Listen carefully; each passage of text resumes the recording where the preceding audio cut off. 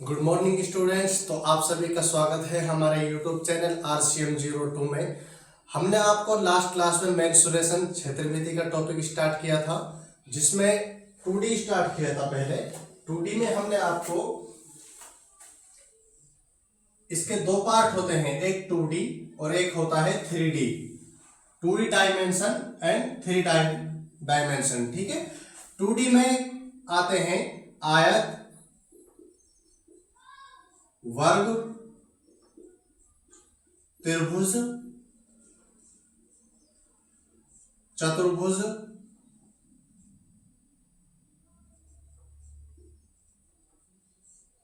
वृत्त,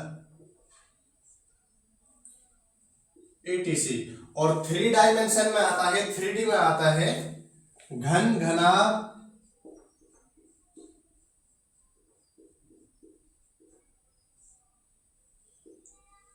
etc। यानी इसमें तो जो डायमेंशन होती है वो लंबाई और चौड़ाई होती है। ठीक है, लंबाई और चौड़ाई। और इसमें जो तीसरी डायमेंशन या तीसरी कोर या भुजा होती है वो होती है लंबाई, चौड़ाई और ऊंचाई। हमने हमारी लास्ट क्लास में 2D स्टार्ट किया था, जिसमें आपको आयत कंप्लीट करवा दिया। आज के हम आपकी क्लास में आपको स्क्वायर करवाएंगे, वर्ग। क्योंकि लास्ट क्लास में हमने जब पहला टॉपिक क्लियर करवाया था, बिल्कुल जीरो लेवल से स्टार्ट किया था उसको, और क्वेश्चन समेत और फॉर्मूलाज विद क्वेश्चन के साथ कंप्लीट सॉल्यूशन दिया था। इसी प्रकार से हम जितने भी बच्चे स्टार्टिंग से मेंसुरेशन पढ़ रहे हैं उन सबको पढ़ने में आसानी होगी, और जो बच्चे प्रैक्टिस के लिए भी उनको साथ साथ में क्वेश्चन करवाते चल रहे हैं। ठीक है, तो आप क्लासों को ज्वाइन करें, अच्छी तरीके से पढ़ाया जा रहा है। आज का हमारा टॉपिक होगा वर्ग। ठीक है, आज की क्लास में हम आपको वर्ग पढ़ाएंगे। 2D का टॉपिक है जो वर्ग का।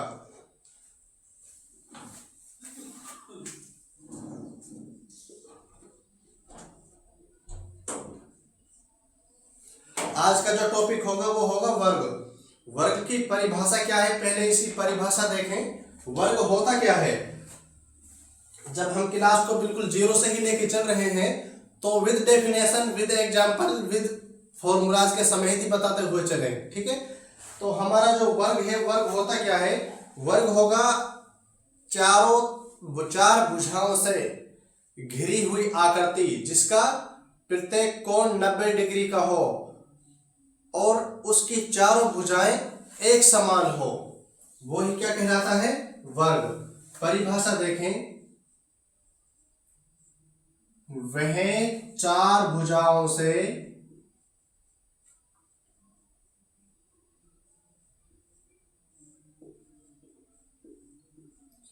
घिरी हुई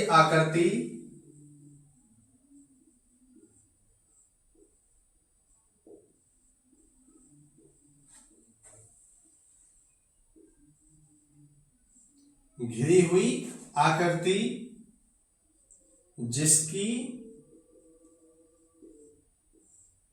चारों भुजाएं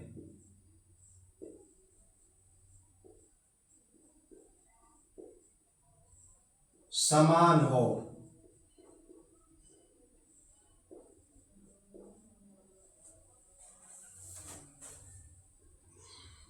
और प्रत्येक कोण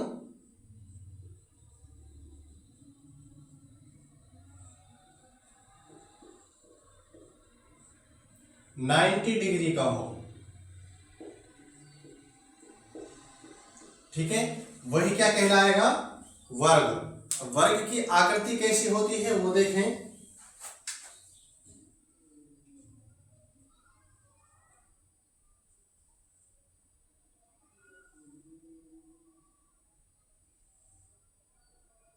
ये एक वर्ग है, वर्ग ABC और D। इसमें जो प्रत्येक कोण होंगे वो 90 डिग्री के होंगे। हमने आपको कल आयत पढ़ाया था, तब भी बताया था कि ये 90 डिग्री का क्यों होता है, क्योंकि ये इस पे लंबवत होता है, लंब होता है, परपेंडिकुलर है। ठीक है, इस वजह से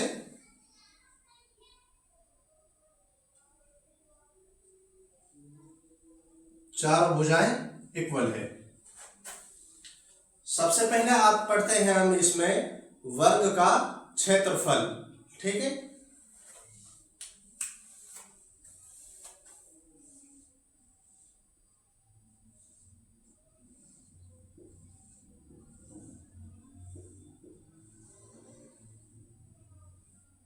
वर्ग का क्षेत्रफल। इसके लिए हमें क्या करना है, जो वर्ग की भुजा है, भुजा का माप हमारी परिभाषा अनुसार चारों भुजाओं का जो माप होगा वो एक समान होगा। यानी इस भुजा का ले लेते हैं हम ए, तो इसका भी हमें ए लेना होगा, इसका भी ए लेना होगा और इसी का भी ए ही रखना होगा। ठीक है, तो वर्ग का क्षेत्रफल होगा एरिया ऑफ स्क्वायर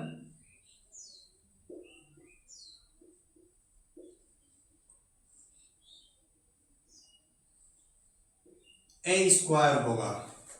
ठीक है, इसका जो क्षेत्रफल होगा ए की घात 2, यानी भुजा का स्क्वायर कर देंगे। दूसरा, वर्ग का परिमाप,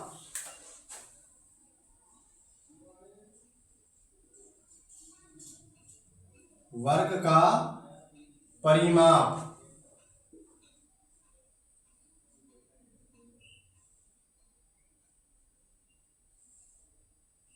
वर्ग का परिमाप होगा, चारों भुजाओं को ऐड कर देंगे, यानी परिमाप बराबर 4a।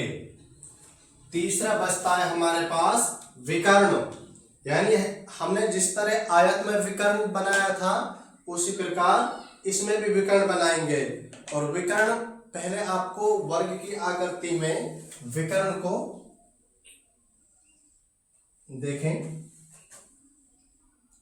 ये एक वर्ग है, इसमें जो विकर्ण खींचे जा सकते हैं अधिकतम 2 विकर्ण खींचे जा सकते हैं। ठीक है,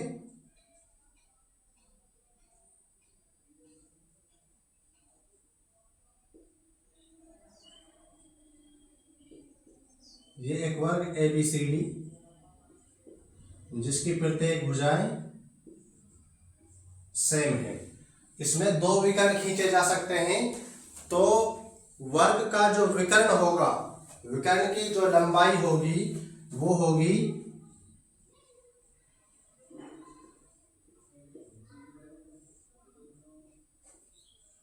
√2a। ये कैसे आया, ये निकल कर आया पाइथागोरस थ्योरम से। ठीक है, अभी आप फिलहाल इसको कर ले, जब त्रिभुज पढ़ाएंगे समकोण त्रिभुज, उसमें आपको पाइथागोरस प्रमेय को डीपली पढ़ाएंगे। नोट करें इसको, उसके बाद इसके प्रैक्टिस क्वेश्चन शुरू करेंगे।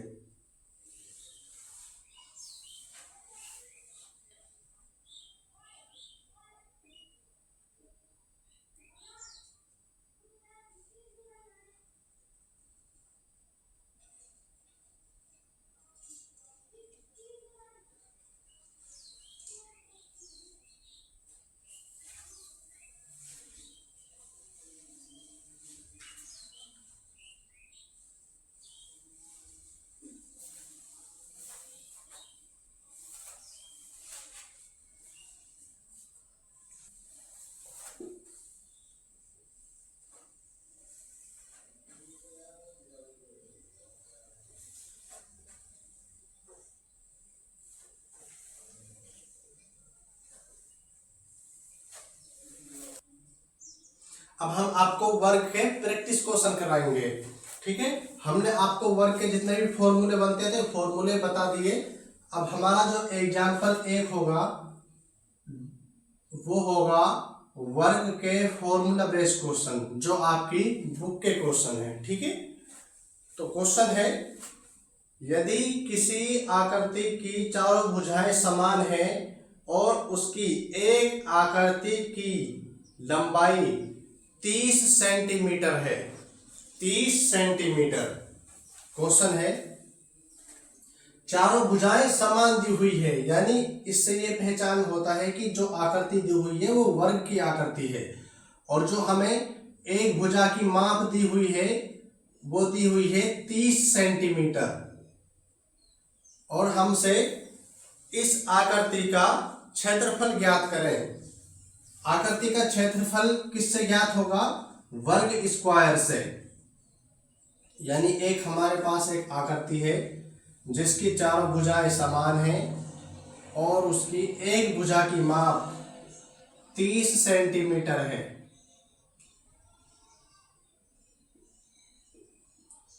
तो वर्ग के नियम अनुसार चारों भुजाएं 30-30 सेंटीमीटर की हो जाएंगी।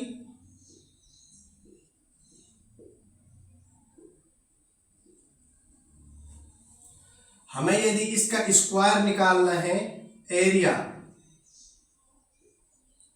क्षेत्रफल निकालना है, क्षेत्रफल होगा भुजा का स्क्वायर।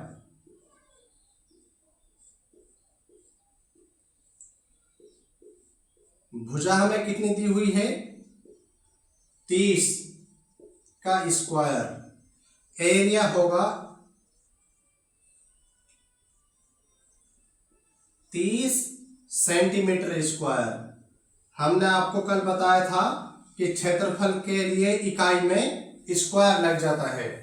ठीक है, दूसरा क्वेश्चन देखें वर्ग का। एक वर्ग की भुजा 8 सेंटीमीटर है, फिर ज्ञात कीजिए वर्ग का विकर्ण और वर्ग का परिमाप। यानी एक ही क्वेश्चन में दोनों क्वेश्चन पूछे गए हैं हमसे। क्वेश्चन क्या है? किसी वर्ग की भुजा 8 सेंटीमीटर,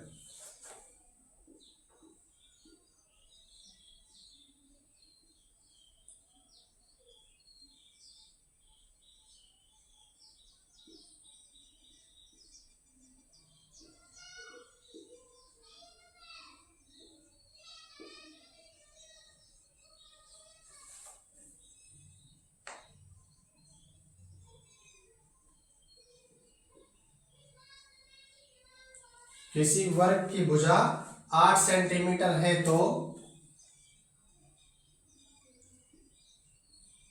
परिमाप और विकर्ण की लंबाई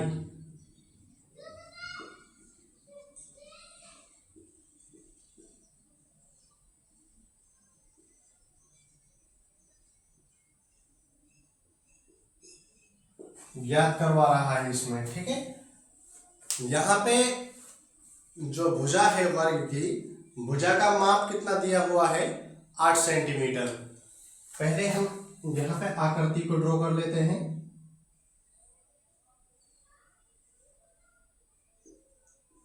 ए, बी, सी और डी। यदि हमारी ए बी की जो लंबाई है वो 8 सेंटीमीटर है तो इस भुजा की लंबाई भी 8 सेंटीमीटर होगी, इसके भी 8 सेंटीमीटर होगी, इसके भी 8 सेंटीमीटर होगी। तो वर्ग का परिमाप होगा, वर्ग का परिमाप बराबर 4 गुना भुजा। हमने आपको एक फॉर्मूला लिखवा दिया अभी।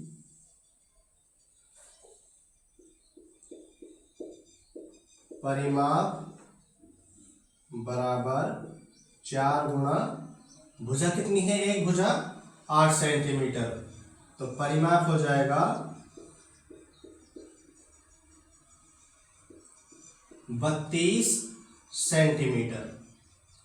ठीक है, और विकर्ण हो रहेगा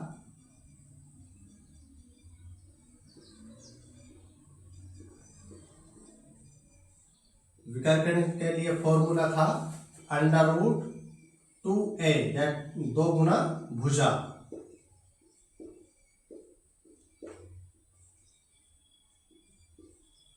विकर्ण बराबर √2, भुजा कितनी है? 8।